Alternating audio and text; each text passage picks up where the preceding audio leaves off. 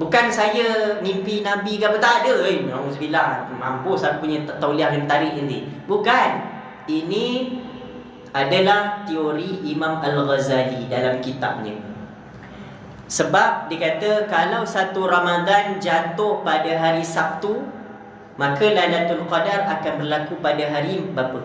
Kalau satu Ramadan jatuh pada hari Ahad, baru-baru ni satu Ramadan jatuh pada hari jadi dah tahu dah dia punya sifir dia akan jatuh kepada berapa. Jadi tuan-tuan, Ramadan, adakah Ramadan seumur hidup sekali? Tak, Ramadan tiap-tiap tahun, betul.